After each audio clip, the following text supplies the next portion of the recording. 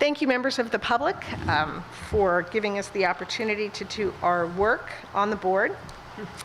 Adequate notice of this meeting has been provided by mailing copies of said notice to the record, filing copies of said notice with municipal clerks of Hillsdale, Montvale, Rivervale, and Woodcliff Lake, and publishing said notice in the record on May 18th, 2021. And now we have the opportunity to welcome Evan Scalia as our student rep from Pascack Valley High School, and we'd like to take a minute and have you take the oath of office.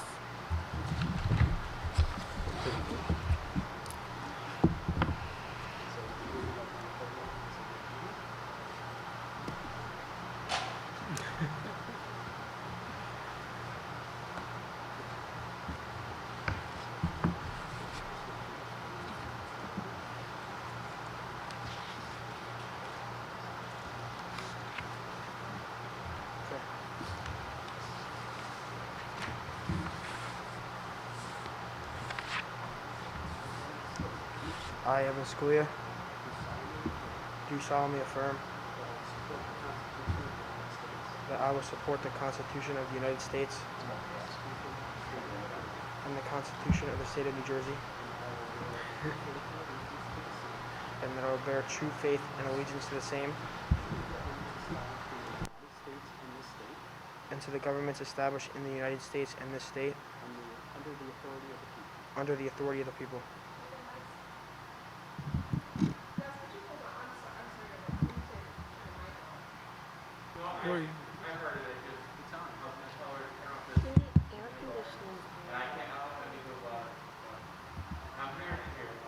Something's on. It's really loud.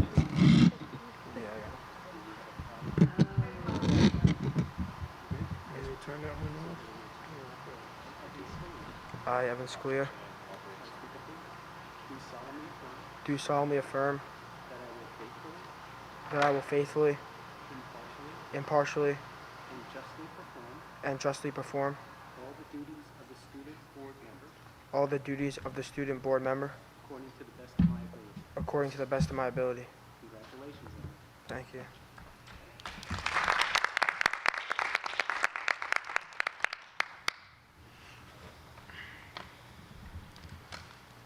Do I sign them both?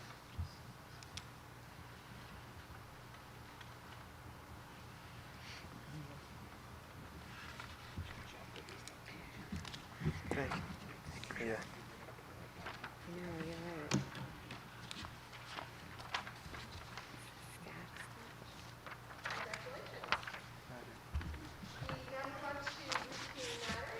Here.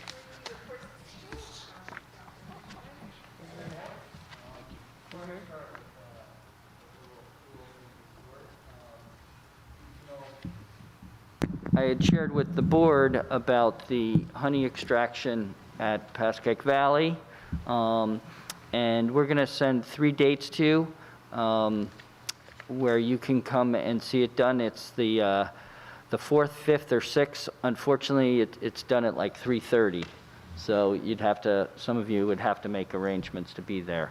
But it is totally fascinating how they get the honey out of the hives, and last time I was there, they did give me a little bottle of it, and it's excellent. So, but we'll send that out tomorrow. So each year I like to do a little school opening report. First of all, we've had a great first month. We're back full time with all school activities happening, including lunch and co-curricular activities, and I think that's excellent. So first thing I do is we look at district enrollment. So you'll see in yellow the columns, June 20th of 2020, June of 2021, and then this September. So we do have a bit of a declining enrollment in the district, and that's cyclical in every district. So you'll see increases again. Over the summer, a lot of work takes place in our schools, all right? This summer, we did some work on our curriculum, and you can see the new courses that we did and the revised courses that we did over the summer. And I think Barry Beckenheimer, the supervisors in these areas, as well as the teachers that worked on this curriculum. Again, there was also a lot of hiring that took place. We met some of our new hires this evening, but there were 4 administrators, 19 teachers, some teaching assistants, and support staff.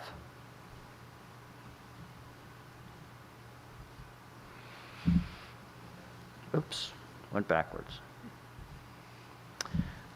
Technology improvements that went on during the summer, a lot of it took place as far as online payment systems, cafeteria software, replacing the entire district wireless network, which is a huge task, which was done this summer.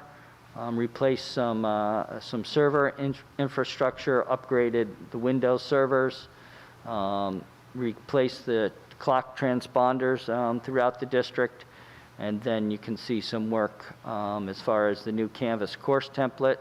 It's the landing page every teacher uses, as well as they supported the Canvas Camp and the accelerated learning programs that Barry told you guys about during the retreat. Facility upgrades. So there was a considerable amount of what I would call in-district facility upgrades, besides the parking lot stairs that are just outside, and hopefully you used them tonight. Most of the big projects, and I'll show you in the next slide, have really been put off. This doesn't include projects that we plan to put in the budget for next year. But these projects have been, are set, they've been budgeted for, and we're waiting for state approvals. As we've said in the past, there's been some delays in that process. We're told that they're going to accelerate those processes so we can get these done. So next summer, if we do, all these projects, plus possibly the projects that'll be in this year's budget, usually they're big capital projects, take a year during the year they're budgeted for, and then they're done the next summer. And this is a requirement that we have to do. We have to sort of inform the board of how our students last year's class of 2021 graduated. So 100% of the class graduated. One student graduated through a substitute competency test. 0 students needed a portfolio. Number of students graduating with some alternative requirement in their IEP. You can see the number of students there. And number of students denied graduation, 0. Number of students denied graduation for not passing the park, which isn't the park anymore, is 0. So these are great numbers. Not too many districts have 100% of their students graduating, and that's something to be proud of. And that's really it for the opening school report. Just a little data to let you know where we stand right now, but also that we've had a very good opening. Luckily, it's been great weather, so while lunch may be a challenge as far as distancing and that, and things like that, but because it's been nice, kids have been able to get outside. That's it. Great, thank you. And next up, we have the student reports. Hillary, would you like to go first? Mhm. Good evening, everybody. My name is Hillary Siegel. You really have to lean into it. Just, yep, Yep. closer. Okay. Good evening, everyone. My name is Hillary Siegel, and I will be presenting the Pascack Hills High School student report for the month of September. To begin with classroom items, on Friday, September 3rd, the Student Government Association hosted its first school-wide Olympics, in which each class represented a different nation and competed in several activities to earn points for their grade. Overall, it was a great success and way to start the new school year. Additionally, September 15th marked the beginning of Spanish Heritage Month celebrations. Today, students in Spanish for Heritage levels 1 through 3 cooked traditional dishes from several Spanish-speaking countries. And auditions for the fall musical, Songs for a New World, took place last week. The show is a series of songs regarding the theme, the moment of decision, with no specific plot, but rather switching between several characters and different scenes. The production will happen Thursday, November 11th through Sunday, November 14th, and it will be very exciting to see the students back to performing. For co-curricular items, Teens Against Cancer is hosting its annual salsa sale, with profits benefiting the Susan G. Komen Foundation. Even more exciting, donations made by October 31st will be matched by the Bank of America. Stop by room 224 to pick up a sheet and donate. This is an incredible way to help others while also enjoying some delicious salsa. Furthermore, the Interact Club has gotten a head start on their annual food drive. Typically, the food drive occurs around Thanksgiving time. However, the club has made it a priority to collect canned goods as the pandemic has placed food banks in need of more donations. And the extracurricular/athletic fair will occur next week for Hills students. This will be an opportunity for students to learn about the clubs available to them, as well as the sports that take place each season. Additionally, new clubs trying to gain interest from the students will have the ability to promote their ideas. This will take place in the back gym on Tuesday, October 5th and Thursday, October 7th during lunch. For athletic items, Mr. Papa has begun a new tradition at Pascack Hills called Athlete of the Week, in which a male and female athlete will be chosen each week based on their successes. This is a new way to show appreciation for our athletes and all of the hard work they put into doing their best. The girls' varsity tennis team participated in the 2021 county tournament this past weekend, and the team placed second overall in counties. Sophomore Chili Coco Peak placed second in best singles position, and senior Lindsay Fleischman was selected as the third best singles position. Congratulations to the team and to Chili and Lindsay for their accomplishments. For a fun fact, Pascack Hills participated in a cereal drive for Hunger Action Month as part of the Bergen County Food Security Task Force. There was also an opportunity to create a chain domino reaction and compete against other schools in the county.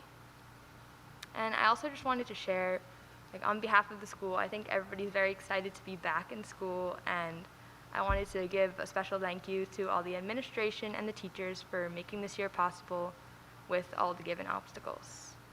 And continuing with last year's tradition of joke of the day, what do you call a pony with a cough? A pony with a cough.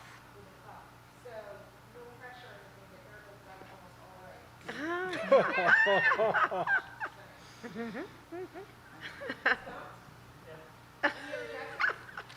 What is It's a little horse. little Um, Okay. Thus concludes my report to the Board of Education for September 27, 2021. Thank you. Good evening. My name is Evan Scalia. I'll be reporting the month of September student report for Pascack Valley. To start, for classroom items, the Tri-M Music Honor Society Board is excited for many new music opportunities in this upcoming year. On Tuesday, September 21st, an interesting meeting was held for renewing and prospective Tri-M members to discuss the requirements for making it into the Honor Society. We look forward to the numerous upcoming events for this school year. Additionally, on Saturday, September 11th, members of the PV National Honor Society and Spanish Honor Society held their annual Dr. Sapanenza Scholarship Fund car wash and raised $800 to help perpetuate the scholarship, which is awarded to a PV senior each year. Thank you to all who supported our car wash. For co-curricular items, the PV Beekeeping Club held a 2-day honey extraction event. On the first day, students went inside to remove the honey boxes and bring them indoors overnight. On the second day, students worked to uncap the honey. They placed the frames of honey into an extractor to help release the honey. The club will continue to put the honey into jars and label them to sell over the next couple weeks. You can follow the club on social media at PV_beekeeping on Twitter and Instagram. On Monday, September 20th, the 5th season of PVTV premiered with an all-new cast and crew. PVTV will continue to broadcast various school functions, including talent nights, trivia nights, concerts, and more. PVTV encourages the Pascack Valley community to subscribe to Pascack Valley TV on YouTube to be informed of all things happening at the school.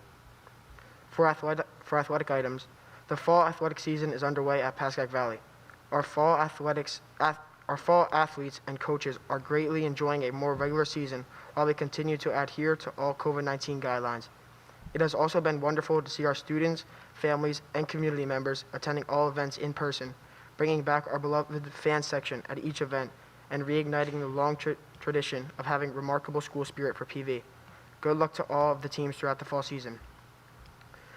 For a fun fact, the Student Council government has been busy with many activities to kick off the school year. They organized our first in-person Valley Cup dress-up day in well over a year due to COVID.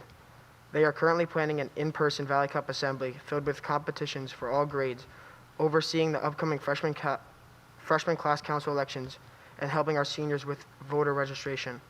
For the joke of the day, if an athlete has an athlete's foot, what does an elf have?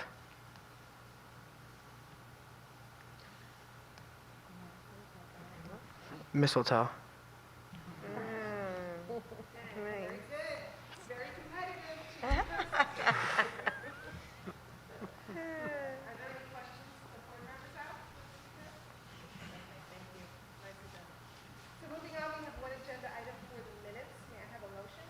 So moved. Second.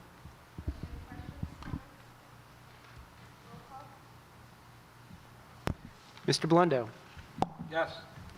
Mr. Fronte. Mrs. Martin. Ms. Molinelli. Yes. Mr. Stankus. Yes. Ms. Steffens. Yes. Mrs. Varghese. Yes. Mr. Weaver. Yes. Very good. Moving on to comments from the public. This is an opportunity for the public to address the board. Sorry. You have a maximum of 5 minutes. If you could state the specific item on the agenda that you'd like to speak on, state your name and town of residence. We'll open up to comments from the public.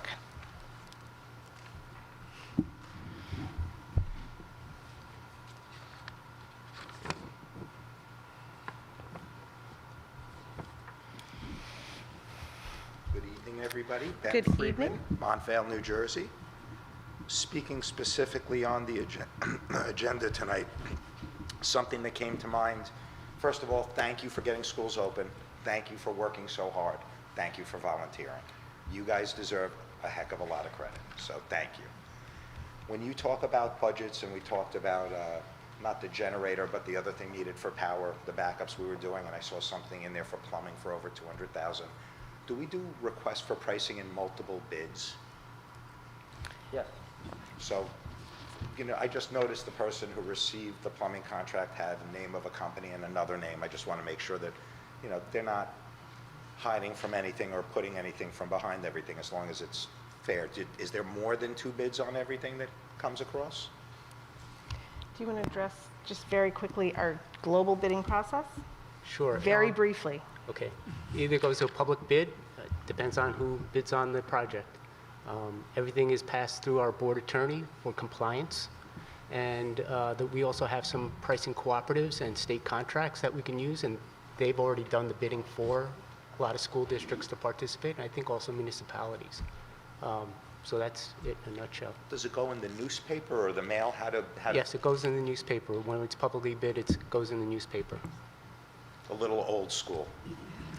Yes, I think Okay. it's also online. That's good. You can That's go the way we're all online doing and you can these get days. it as well. I just thought I would ask, I know you're doing a great job and we want to pick the right vendors, but even, in my business, whatever we're buying for the company, we always have multiple bids. So I thought I would ask, It's the lowest responsible bidder, period. period. Okay, great. So do you have a list of approved vendors? Or you guys decide who's responsible? responsible is based on the attorney's review. They give you the okay, they're a responsible bidder. Correct. Thank you very much. Thank you for coming this evening. Are there any additional comments from the public? Okay, seeing none, we will move on to policy. We have 4 consent agenda items. May I have a motion? Second. Very good. Is there any comments? Okay, I just seeing, have the one comment that we're going to look at that again, right? The bylaws, the policies and regulations. So I just, no, excuse me. Well, we are still looking at that one. Right? And then the AP one as well. And what was the wording? Because this is the final reading. What's that? was there something you wanted to remove from the actual agenda? No, or change of wording. Yeah, it was just Okay. change of wording that we can, No, this would, we're This is the voting right on it time? tonight. Yep. okay. So while Ms. Stephens is looking for that, I had shared we need to add guardians to the surveys, analysis, and evaluations. It just referenced parents. Yeah, I think we're in the process of Yeah, doing we that. can add it. It I don't doesn't know if change that's it materially. necessary. I believe Ms. Adams had brought that to our attention last time, and it's I think it's, right, it's being addressed. That's not a, So right now, we have in front of us 4 consent agenda items as they are listed here on this document. Right? Are there any other questions or comments, concerns? Deb, what was the wording? Hold on, I just did it, right? All right, so it's for the AP one, right? So I propose to modify, take the 2 paragraphs, and we discussed it at our policy meeting, number 1 and number 2, and just combine it into, beginning in the year 2001-2022 school year, students taking an AP course will not be required to take an AP exam in May, but the district strongly recommends and encourages students to do so. Okay, what I would like to do now is to include the comments from Ms. Steffens, and I'd like a motion on the updated version of what we're going to vote on. So I will move to amend that policy to reflect the language that Deborah just read. And to add guardian to. And to add guardian per Mr. Weaver's. Well, I can't second my own. I'll second that. Okay, Kristen seconds it. All right, is there any conversation about the amended agenda items? Okay, seeing none, roll call, please. Mr. Wendell. Yes. Mr. Fronte. Mrs. Martin? Ms. Molinelli? Yes. Mr. Stankus? Yes. Ms. Steffens? Yes. Mrs. Varghese? Yes. Mr. Weaver? Yes. Okay, very good. Moving on to education, we have 2 consent agenda items. I'd like to ask the superintendent just to clarify with the overnight trips, if there's a cancellation, like what Yeah, so. is involved so with that? most of them are set up with, if it's COVID related, and it's specific in the country they're going to, or we're not allowed to leave our country, then they're either doing refunds or the people are perfectly aware that there might be a financial burden attached to it. Everyone's made aware of the situation. Okay. So this is the trips that are run annually by a couple of teachers that are not, the school approves it, but it's not a school trip. Is that correct? These are school trips. These So are- our policy says that what you just described cannot happen. Okay, Okay. so it is a school-sponsored trip.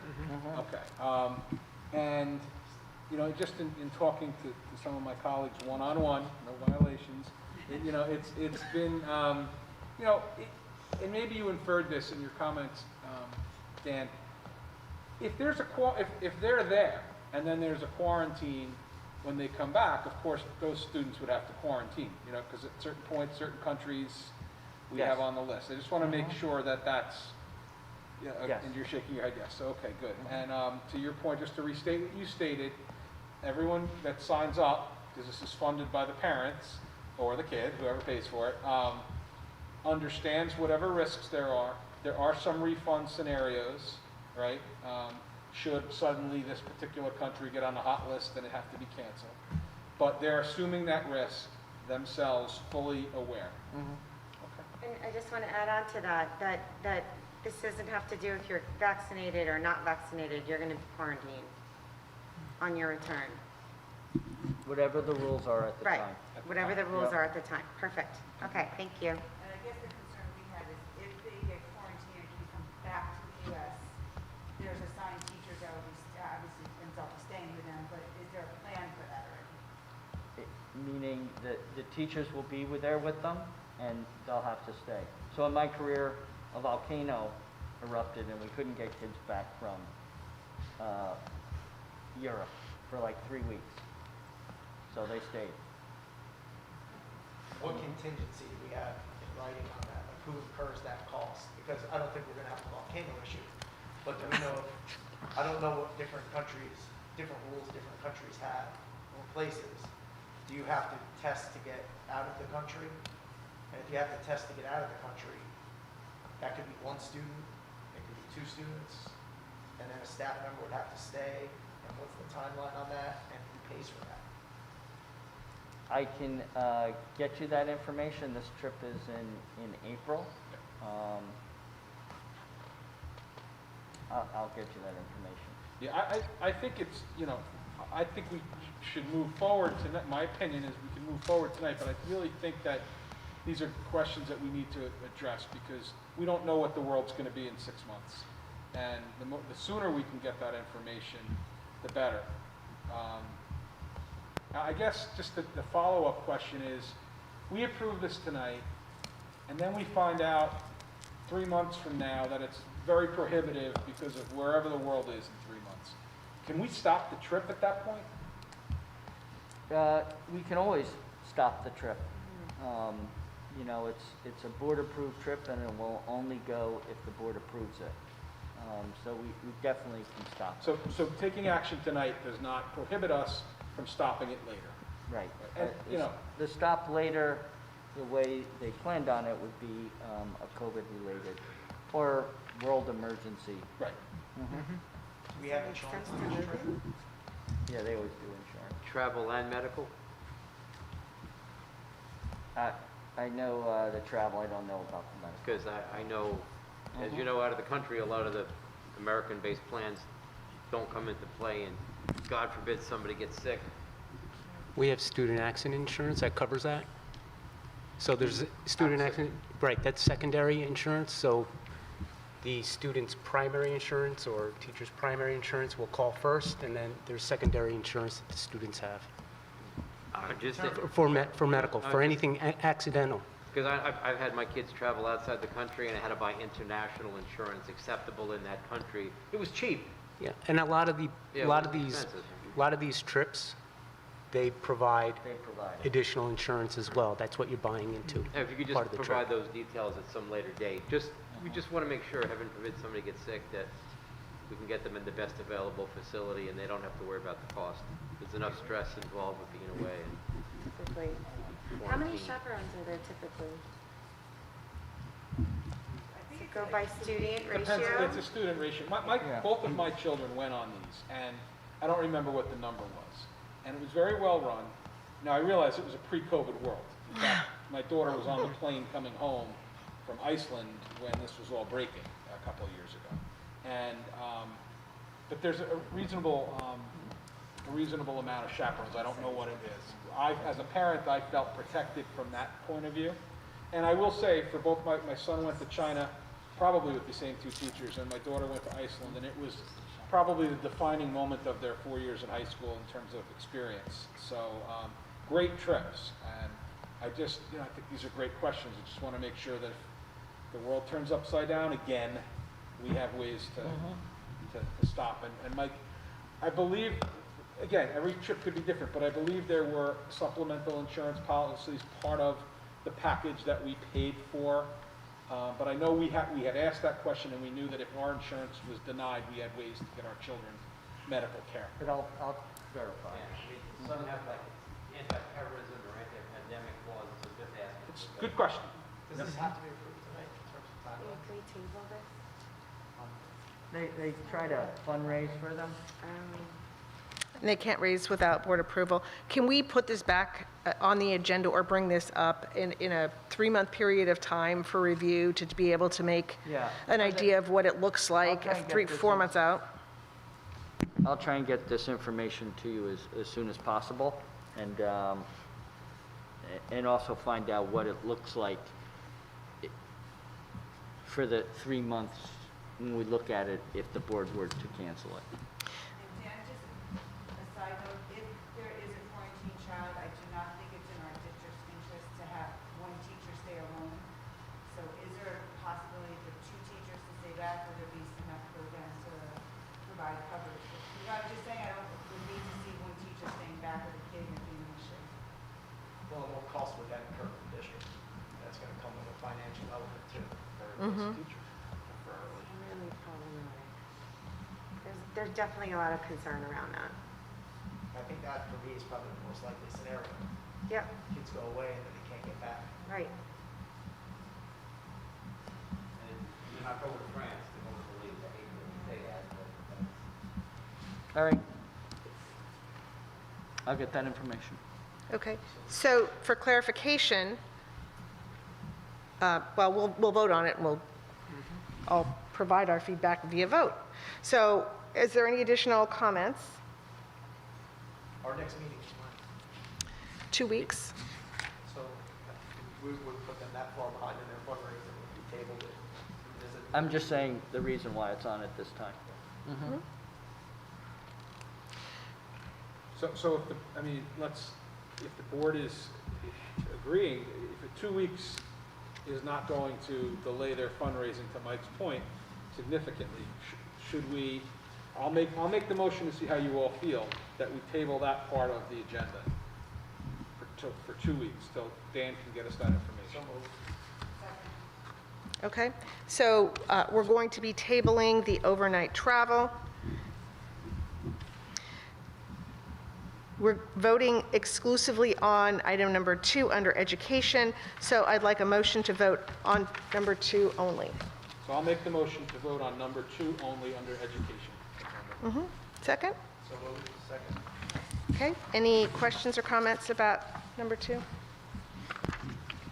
Okay, very good. Yeah? Mr. Blundo? Yes. Mr. Fronte? Mrs. Martin? Yes. Ms. Molinelli? Yes. Mr. Stankus? Yes. Ms. Steffens? Yes. Mrs. Varghese? Yeah. Mr. Weaver? Yes.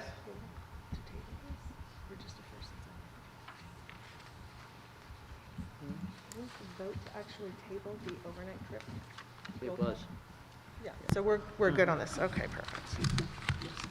Just double checking. Okay, moving on to human resources. We have 7 consent agenda items. May I have a motion? So moved. Second, please. Second. Any comments?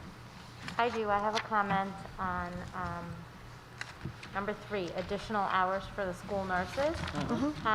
As a nurse practitioner myself, I would like to thank my fellow nurses for what they've done over the last year.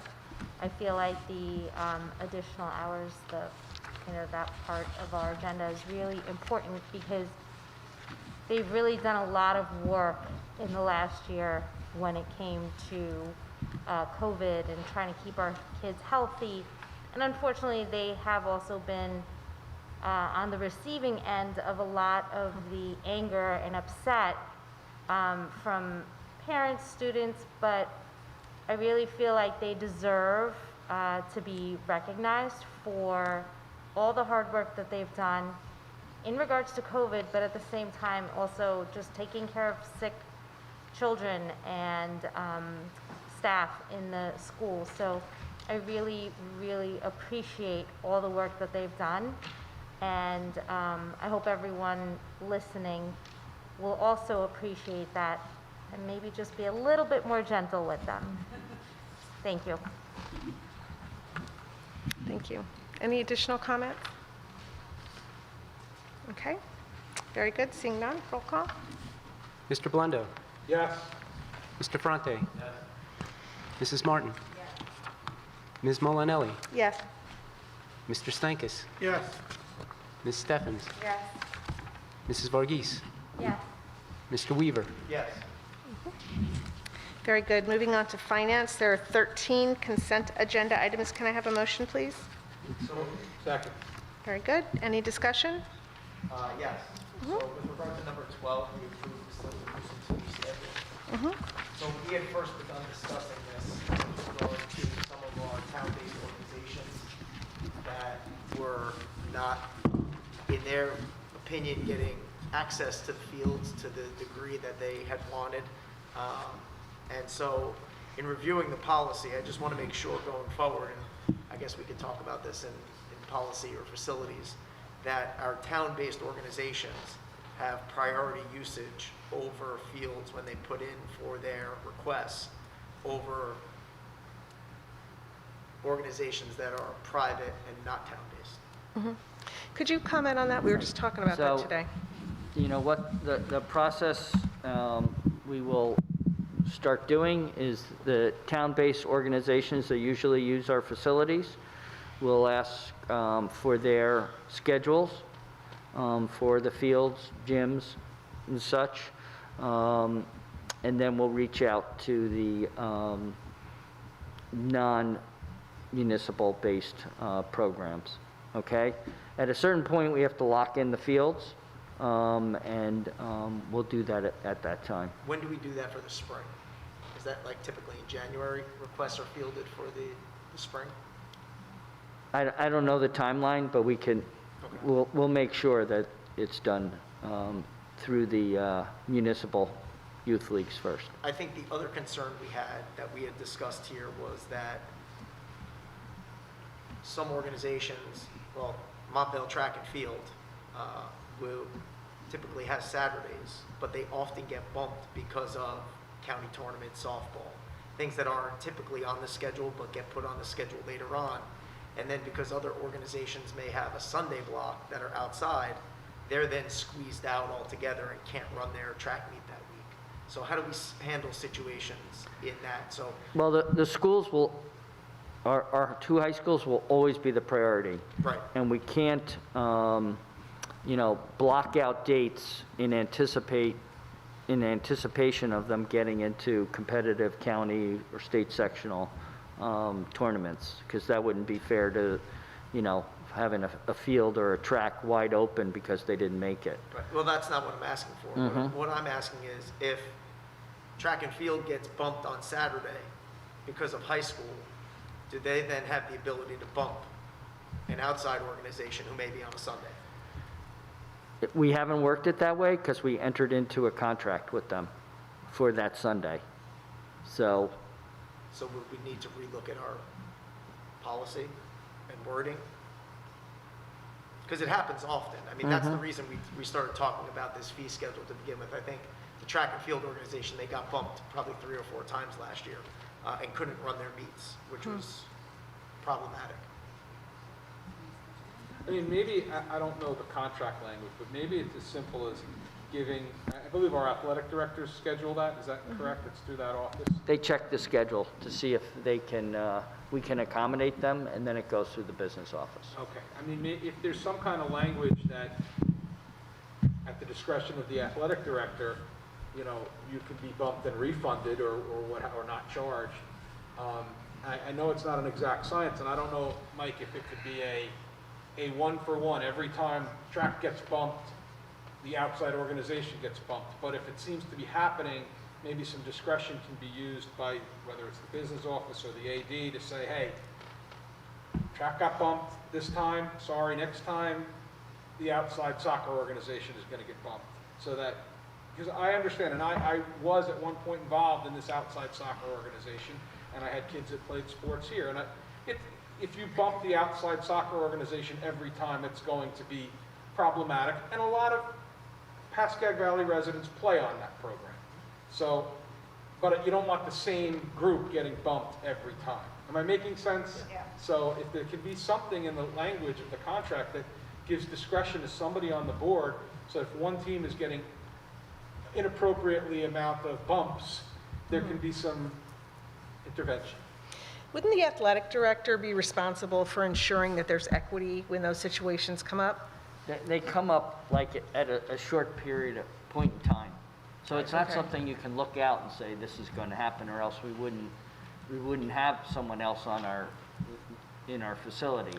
But- So they may not find out they're in the tournament and their first game is in 2 days. Yeah, they'll see the tournament on Wednesday, and they know they have to play on Saturday at home, so Yeah. that's the way it happens. It's And maybe so the athletic quick. league, maybe the athletic league needs to say, hey, Saturdays are always an issue for us, maybe we need to look to make Sundays our That's day. a So- solution too. So Yeah. you'd hate to see one group constantly be Of the course. recipient of bad situation, for lack of a better word. Okay. Any additional comments, questions? I just have a comment on 7 and 8. 7 and 8? 7 and 8 were the dual enrollment.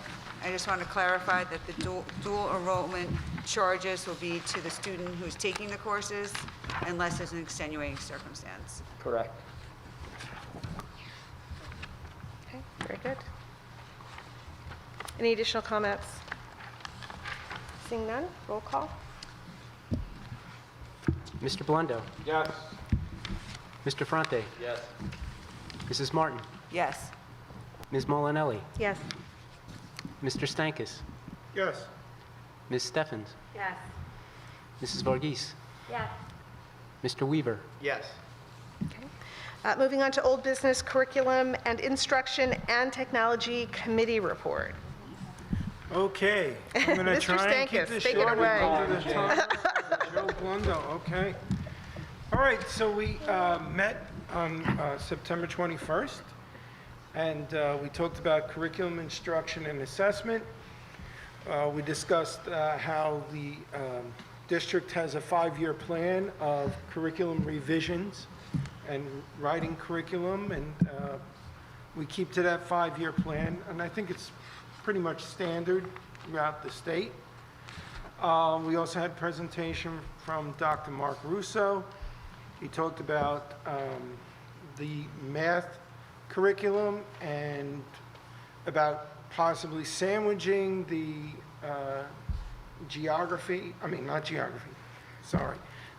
geometry in between algebra and algebra trig, and we discussed different ways to, make math more Sequence. accessible, and it's difficult to hit at that right point when students are ready for that level of math, and so it was a good conversation. We talked about introducing statistics into math, and that was pretty exciting as well. This revision would be intended for the fall of 2023, so it goes through a pretty rigorous process of evaluation and everything. And then we talked about, let's see here. We talked about the metrics and state testing and scores, and 2021 was a difficult year for all districts across the board. And there was discussion as to how much weight you give those actual standardized tests on AP and SAT because, it was such a disruptive year for students. So we did say that, it's going to take a deeper analysis of that and a deeper consideration and look at the scores around that particular year and see where we are and maybe, try and assess on the other scores because I think they would be more accurate considering what we went through last year. And we talked about the AP policy a little bit and, making it optional for students. And then, let's see, Paul Zeller talked about the technology plan. And I think, Dan, you covered it mostly in your opening of the school. But basically, he went down all the projects that have come out this year and that we're doing in the next few years, and they run on a 3-year technology plan. And so this year is a revision year, so they'll be reviewing their goals and reassessing their plan, and it's a big, thick document of all the things that they're going to do. Does anybody have any questions? Okay, all right then. Thank you for the report. Oh, one more thing, we're having a larger meeting on October 6th involving the parents and students. All right, Very good, thank you. sure. Any additional old business? So it was mentioned in the superintendent's Friday update with regard to the Pascack committee and the logos. What's the board, do we have a role in approving that as we had to do with the name? So the students vote on it, is that something we then, do we approve a logo? The My- final my- version of the logo?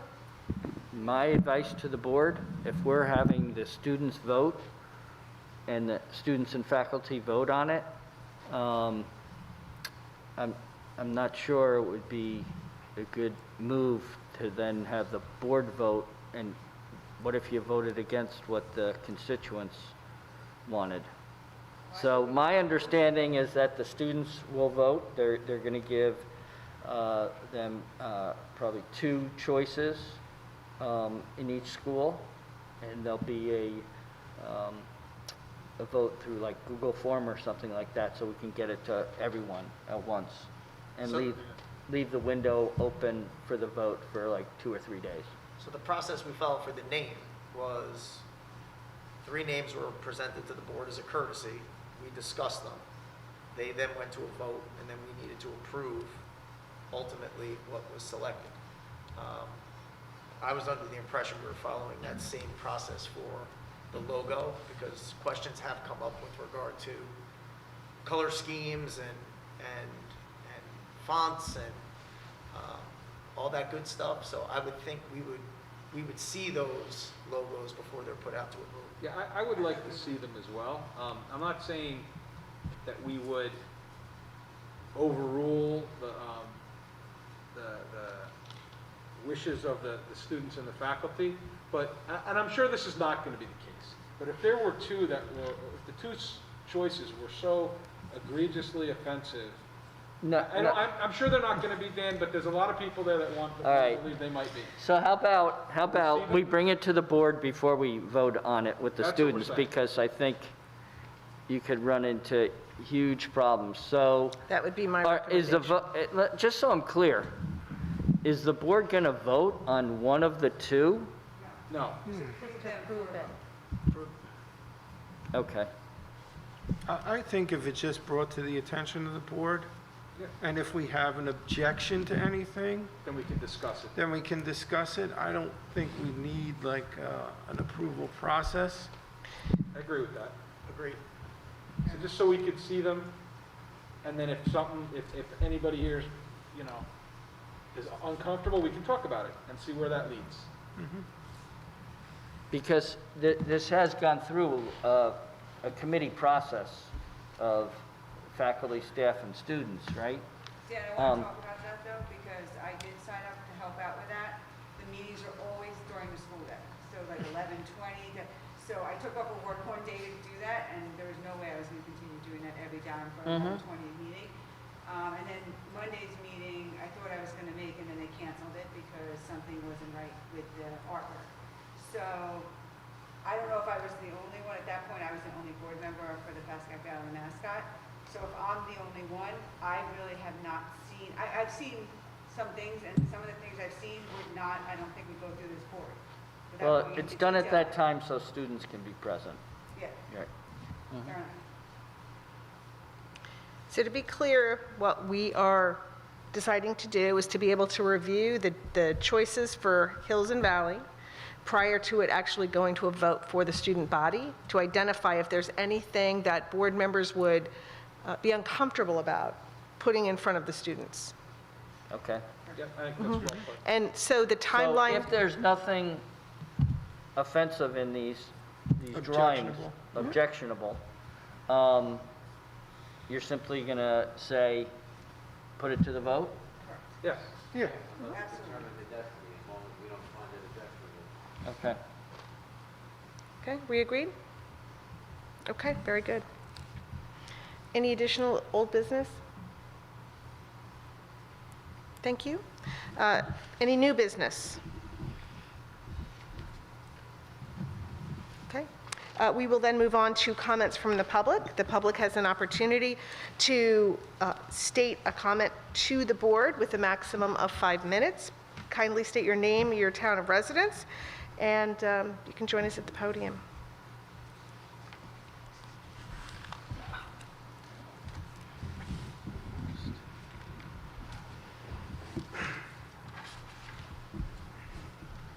Feel so special tonight. I am Ben Friedman from Montvale. Hey, Ben.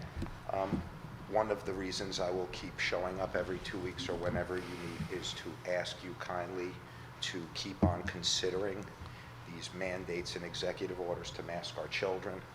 I think the job you've done reopening the school is amazing. When I see 100% graduation, that's got to be a principal's dream. And I have to ask the question, over the last 5 years, have there been 100% graduations over the last 5 years? To my recollection, it's been 98 to 100. On occasion, students, for whatever reason, are unable to actually graduate this institution. And once the numbers are calculated, sometimes they go into other high schools, different learning opportunities. So you don't get credit for them graduating. That's phenomenal. And on occasion, students, for whatever reason, need to actually separate from high school for health reasons. I mean, y'all's, yeah, we're talking 98, So, I mean, 100%. if you look nationally, that's something Huge. to really be proud of, right? That's not normal. So you guys are doing something right. Thank you. So again, personally, unfortunately for me, I pulled my youngest out of school because I will not send them to school wearing a mask. I think real educators know children need to see the teacher's lips, forming your words and sentences and vocabulary. English, it is so important to see lips and to speak clearly and to hear everybody. So I know this is a quagmire and a quandary because we've been getting our facts from the CDC and the government and the governor, but none of them are experts in COVID. And, you know, unfortunately, a few countries, Israel is one of them, with over 70% vaccinated. As of the 18th of August, this was from Becker Hospital Journal, 57% of the COVID patients in Israeli hospitals are vaccinated. 87% of them are over 65. So in our lifetime, in my 56 years, I've never seen us change the world for, it's got to be like 0.5% of the population.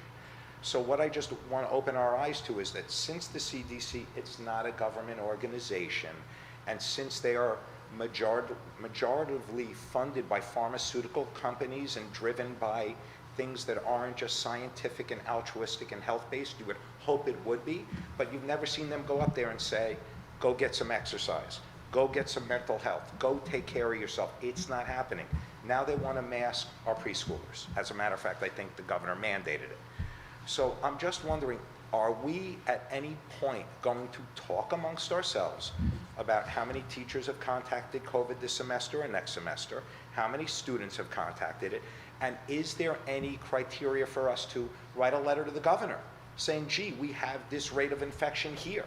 Because you're not getting numbers from the state anymore, people dying, because they're dying less than they die of the flu.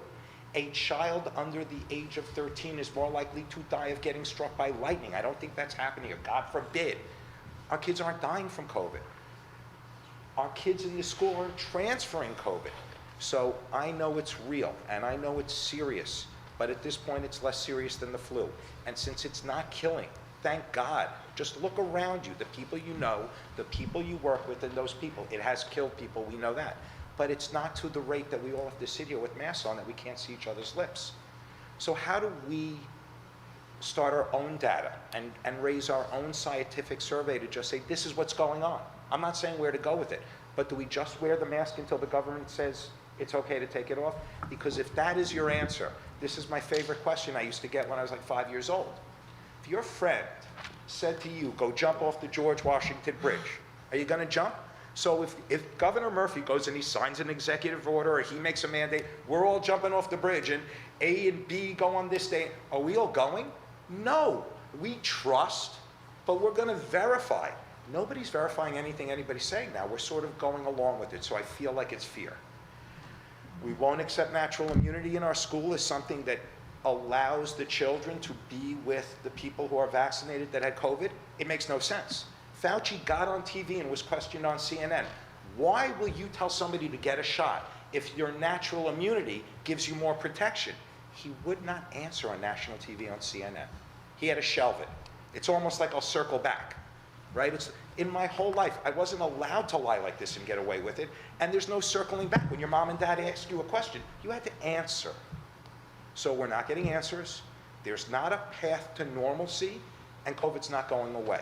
So I want our children to be safe. I appreciate you as educators, but when are we going to start, A, keeping some data and our own science and facts, and B, when can we ask the question?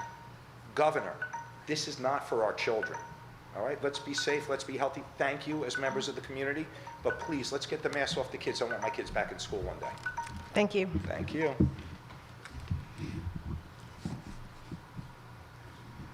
Anyone else in the public like to speak? Okay, seeing none, I will ask for a motion for adjournment. So moved. Okay, very well. By acclamation, we are adjourned. Thank you, everyone.